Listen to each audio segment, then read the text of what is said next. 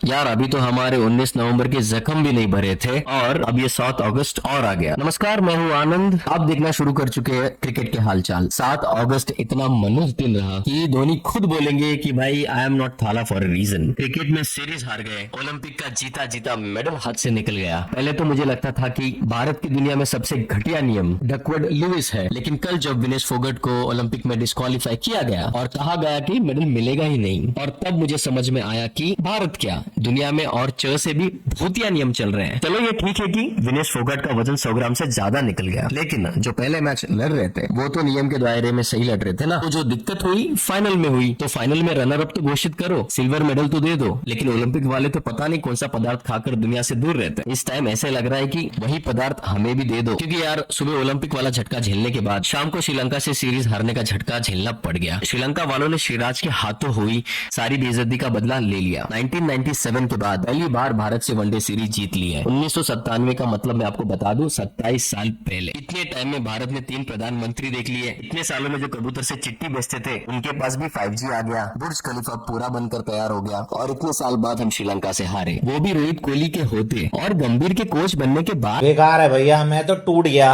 एक तो श्रीलंका सीरीज देखने के बाद मुझे यह लगा कि रोहित भाई ने अपना सारा गुड लक का कोटा वर्ल्ड कप में खत्म कर दिया है, चाहे वो 30 पे 30 डिफेंड करना हो या फिर सूर्य कुमार यादव का कैच, उनके हिस्से का सारा गुड लक ऐसा लग रहा है वही निकल गया। उसके बाद रोहित शर्मा इस सीरीज के लिए कप्तानी करने वापस आए और एक भी टॉस नहीं जीता। पहले 2 मैच की तरह यहाँ पर भी श्रीलंका ने टॉस जीता और पहले 2 की तरह यहाँ पे भी उन्होंने बैटिंग करने का फैसला लिया, लेकिन अब की बार वाकई में बैटिंग करी है। सीरीज में शायद पहली बार ऐसा हुआ है कि श्रीलंका के दोनों ओपनर ने बढ़िया खेला। पहली पार्टनरशिप 89 की हुई, दूसरी भी लगभग इतने की ही। एक वक्त पर बिल्कुल सही लग रहा था कि श्रीलंका वाले अब की बार 300 का टारगेट ना दे दे, लेकिन गौतम भाई के ऑलराउंडर बनो परियोजना में कल बारी थी रियान पराग की, जिन्होंने ओडीआई में अपना पहला विकेट लिया आयुष्का फर्नांडो का, जो कि सेंचुरी के मात्र 4 रन दूर थे। कुल मिलाकर रियान पराग के हिस्से में 3 विकेट आए और पराग की वजह से श्रीलंका के बल्लेबाजी में आग लगी, जो कि एक वक्त पर 300 क्रॉस करती हुई लग रही थी। फाइनली 248 पर ये टीम रुक गई। जवाब में एकदम वही हुआ जो अब तक होता है। रोहित शर्मा ने तेजी से शुरुआत दी, फिर श्रीलंका को अपने स्पिनर्स को लगा देना और स्पिनर्स के आते ही हमारे हाथ पांव फूल जाना। क्या रोहित, क्या कोहली, क्या पंत, क्या अय्यर, स्पिनर्स आने के बाद सब इतनी तेजी से पवेलियन गए हैं जितनी तेजी से फ्लाइट लैंड होने के बाद इंडिया